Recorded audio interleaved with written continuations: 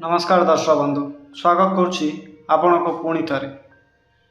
दर्शक बंधु जो महिला मानकर होता है एमती ना तो सेठारे भयंकर बर्बादी आसी था। एमती कहवा जदि पूरा कूल नष्ट हो जाता है। भूल रे भी महिला मानकर एमती नाम केबे भी रखंतु ना, नहले बहुत बड़ क्षति हो पारे। दर्शक बंधु प्राय समय आपण मैंने देखिथिबे कि केतेक महिला नाम एमती होता है जहाँ को धरिबा पाई जीव भी लाखि थाए। एमिति रे आज यही वीडियो माध्यम आमे आपण को किछि ना विषय रे कहबाकू जाउछु जे कि खास कर महिला मानकर केबे भी न हवा उचित। शास्त्र अनुसार महिलांकर एमिति नाम रखिले किंबा सेमानकू एमिति नाम रे डाकिबा द्वारा भयंकर बर्बादी होबार आशंका रहिता।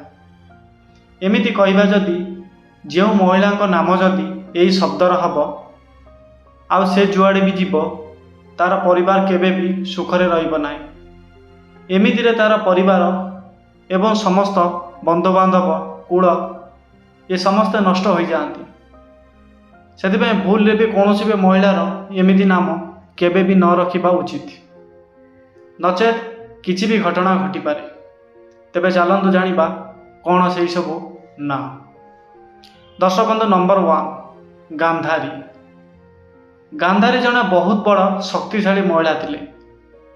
तांकर विवाह कौरव वंश होइतिला, जेउ कारणरू ये समस्त दुखर सामना करने को पड़िथिला। आउ आर सब पुत्र मानकर मृत्यु भी होइतिला। सेतिपय कौनसी भी व्यक्ति गांधारी ना कौनसी भी महिलार न रखंतु। आउ यही नाम रखिबा भी काहाको पसंद होई न ताए।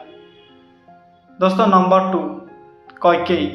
कैकेयी राज परिवार रे संबंध रखिथिले, किंतु से निजर चाकराणीर कहवा कारण जो निज परिवार रे भेदभाव करथिले, जेउ कारण जो समस्त दुखर आगमन हैला।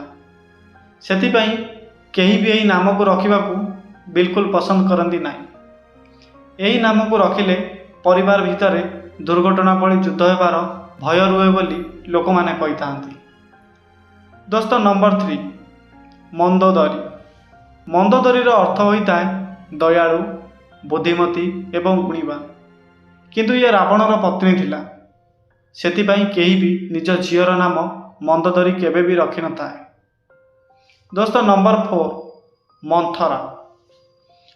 मंथरा कारण जो भगवान श्रीराम को एवं लक्ष्मण आउ देवी सीता सहित 14 वर्ष वनवास काटिबा को पड़िथिला, जेउ कारणरू केही भी व्यक्ति निज झीर नाम मंथरा केबे भी रखि न थाए। दोस्तों नंबर 5 द्रौपदी। द्रौपदी जने राजकुमारी थिले।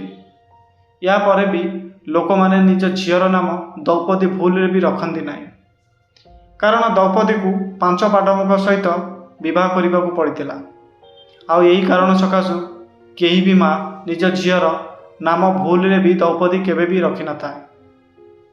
दोस्तों एबे आलोचना करिबा नंबर 6 शूर्पणखा। शूर्पणखा रामायणर जड़े दुष्ट पात्र थिला। से रावणर भौणी थिला। से बहुत सारा युद्ध करैछि, किंतु केही भी माँ बापा निजर झीर नाम शूर्पणखा केबे भी रखेनी। तो दोस्तों आपण मानक कौन विचार रही आमर ये कमेंट बॉक्स रे निश्चय जनातु। हाँ गोटे लाइक अवश्य करदेवे। धन्यवाद।